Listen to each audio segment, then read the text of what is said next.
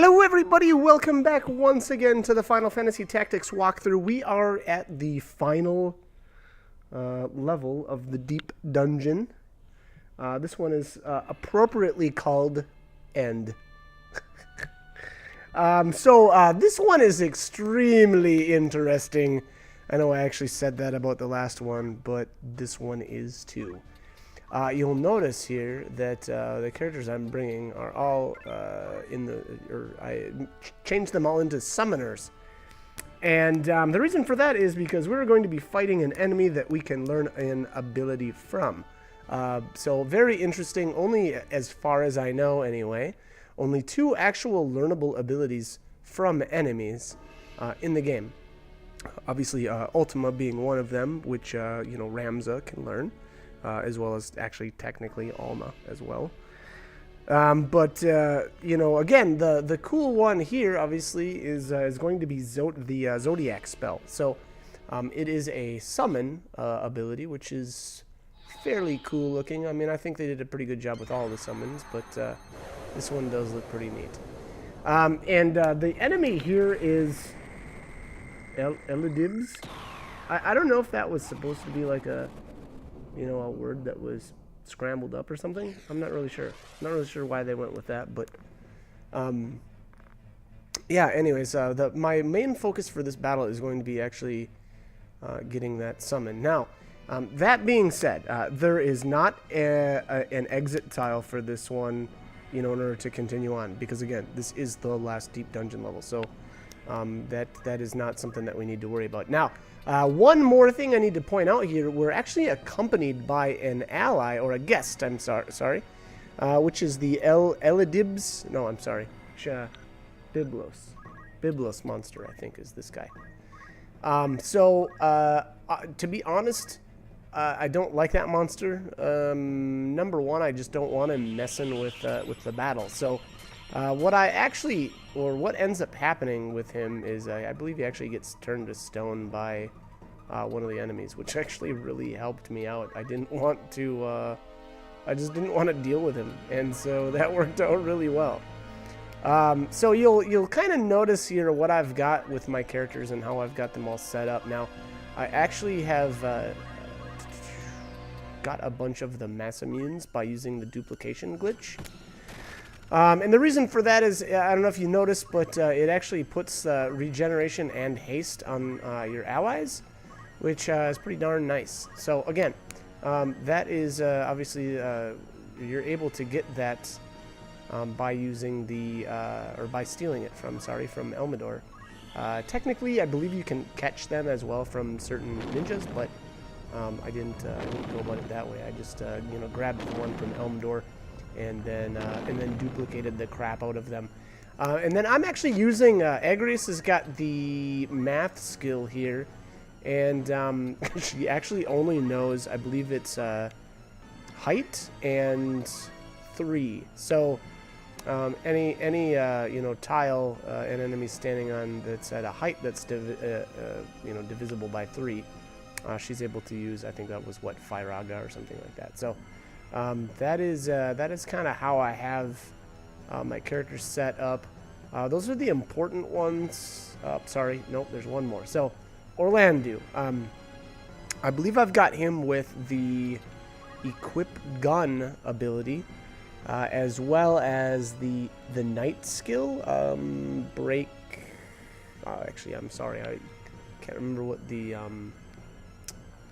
knight skill set is actually called. Anyways, why did I want that? Well, I wanted I think it's the break, it's either break mind or break magic.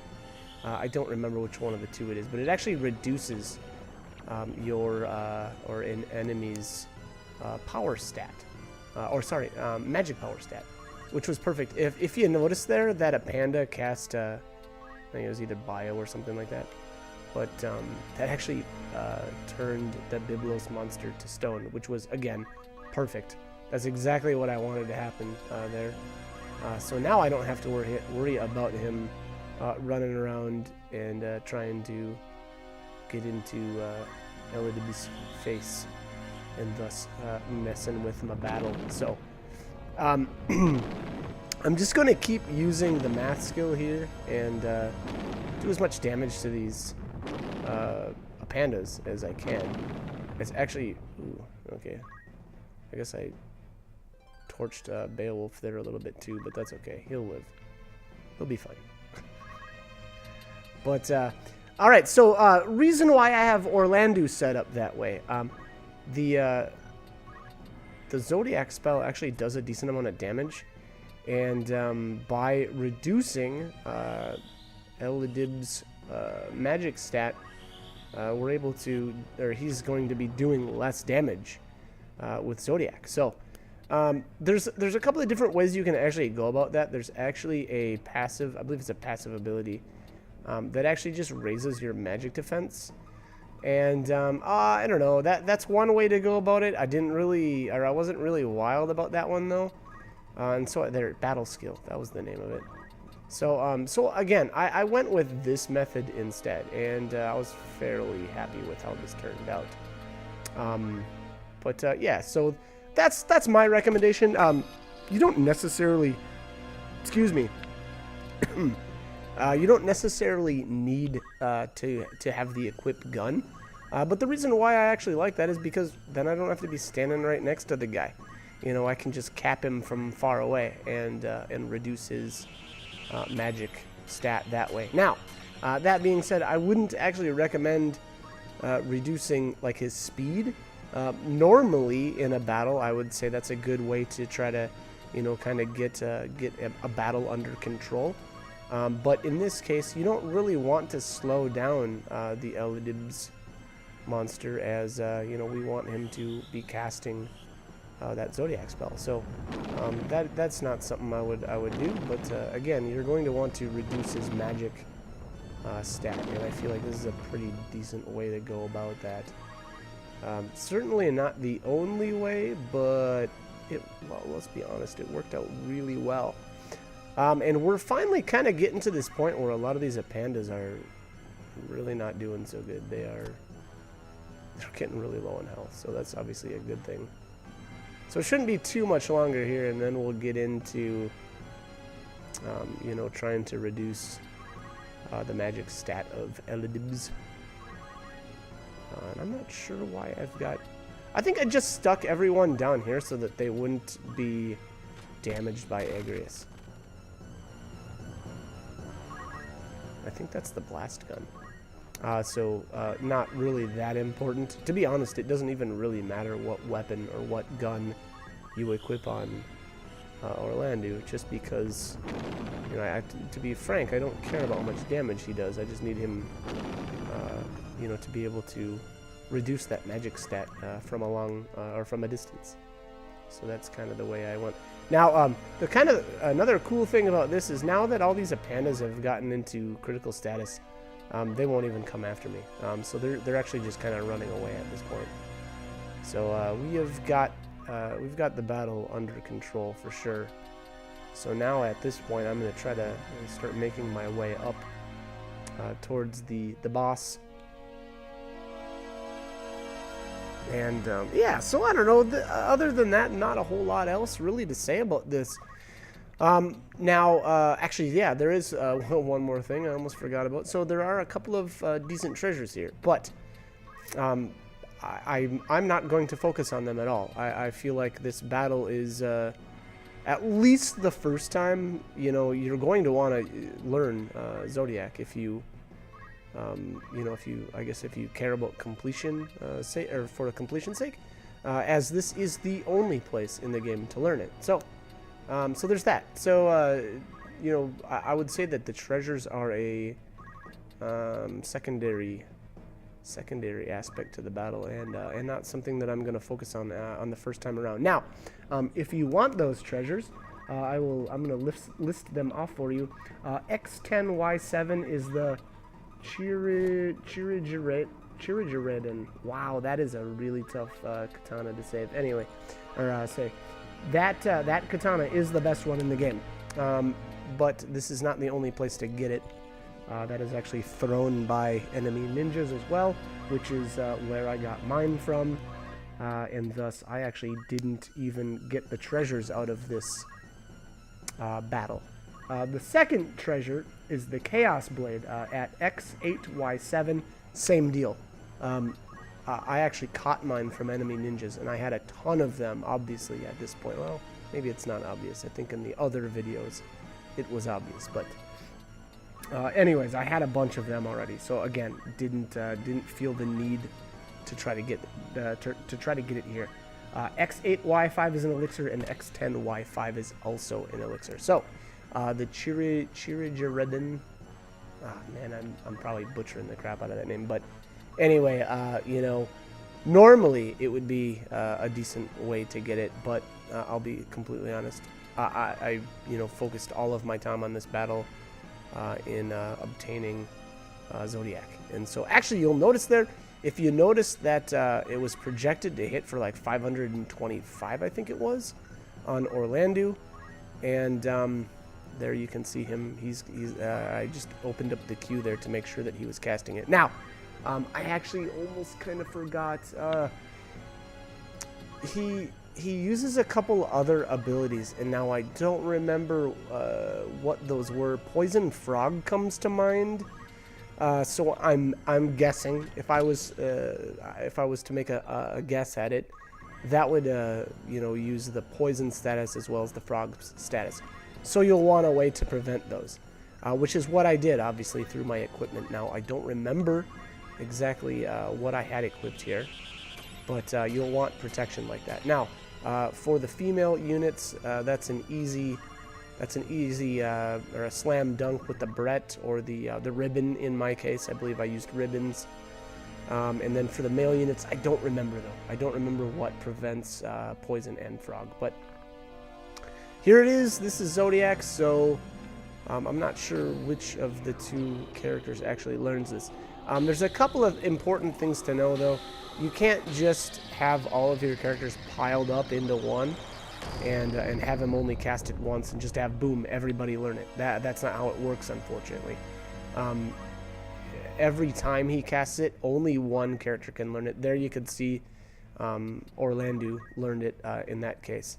So so that's the first time. I'm going to keep using here. It's Mind Break. I'm sorry. So I actually forgot what that was earlier, but Mind Break is going to obviously reduce the damage that his attacks do. Now, a good thing about my setup here too is that with the regeneration ability, now there's honestly there's better ways to go about it, I'm sure, but I liked haste and I liked the regen status, and that's kind of what's gonna keep my characters healthy while this guy summons on me over and over and over. So you know, combination of haste, regeneration, Mind Break, all those things working together made it so that I was able to, you know, stay here and not really, you know, I should say more or less, absorb the damage that he does. Now there, I'm getting extremely unlucky with my mass immunes breaking, but no big deal. There's plenty more where that came from. As far as light goes here, I don't know, who cares? We're pretty set up here. But anyways, as far as equipment goes, obviously I brought Melidul and Agrius there. They're definitely both equipped with ribbons as well as chantage. Obviously, just the ability to always have haste and that re-raise on is amazing. So yeah. Now, I almost want to say, at a certain point, you'll probably want to stop using Mind Break. I don't think you want to get him too low. I feel like at a certain point, he may try to run up and use physical attacks on you instead. That didn't happen to me, but be forewarned, it could. So, again, I'm not 100% sure if he ever does that or not. That's just one thing that I would be worried about. So, you've been warned, or I should say, if that ever does happen to you and he just won't, you know, cast Zodiac on you for some reason, that might be why. You may have brought his magic stat down too far.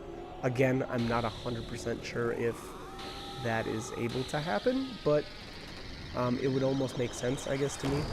You know, if the AI says, hey, I can do more damage by just walking up and, you know, using a physical attack on you, the AI may choose to do that. So again, I guess you've been warned. But alright, so here I'm just going into the screen here and showing that I've got Zodiac learned. So there you have it. It's, you know, essentially right at the bottom of the list there on the summoner. But again, this is the only way to get it. So if you are, you know, a completionist or like summoning in this game, or, you know, whatever, just want to have it, this is how you get it. So yeah, that's, I guess, to be honest, that's about it. So we're almost done here. I'm going to move some of my characters away that I've already obtained it. I didn't really feel like it was that great of an idea to keep letting them get bombed by it, but I don't know, it probably didn't matter. I was obviously able to regenerate a decent amount of HP. And yeah, so I think that's about it as far as, you know, kind of how the battle works. The only thing I would add, again, I'm not 100% sure what I have my male units equipped with, but I suspect there's some way to prevent poison and frog, because again, he does use that, I think it's called poison frog ability sometimes, as opposed to Zodiac. And again, I'm not sure 100% if that's why, but I guess be aware that you'll probably need some way to prevent those statuses. So anyways, alright, so what do we got left here? I think I'm just going to learn Zodiac with the last 3, and then I think I actually cast it on him in order to beat him. One last thing I guess I will add. My understanding in this game is that, okay, so keep in mind now, this is a one-time only battle. So this is the only time you can fight Eldibs. And as well, the only time you can actually learn Zodiac. That being said, though, my impression is if you are in a random battle and you have your characters equipped with the summon magic and have the Zodiac ability learned, if an enemy charms them, there is a chance that your own units can cast Zodiac on your other units. I haven't actually verified this method myself because I guess I just didn't feel the need to. But I wanted to outline it because that would mean that there is a way to teach your other units that you didn't bring to this battle the Zodiac spell. So again, keep that in mind. Allegedly, or again, I actually haven't verified it myself, but my impression is that you actually can teach Zodiac to your other units. I would sure bet it's got something to do with, you'll probably want them, you know, as a summoner, you'll probably want them to not have another command, like secondary command, that is. As well, you will probably not want that character to learn any of the other summons until they've passed on Zodiac, which, if you notice there, Agrius didn't have any of the summons learned. Neither did any of my other characters. So all of my summoners here don't know any other summons. So this will literally be it. These 5 characters here will know Zodiac, and that is the only summon they will be able to use. And again, I did that with the impression that I'd be able to teach Zodiac to my other characters. So that is, I guess, the final note that I wanted to add to Zodiac. So that being said, I think I'm going to cut the commentary here. There's not much left of this video. Essentially, it's just me learning Zodiac with, you know, whoever still needs to learn it here of these couple of characters, and then I'll just finish him off using Zodiac. So yeah, I guess that's going to be it. I hope this guide was helpful, and as always, hope you join me for more videos. Thanks for watching.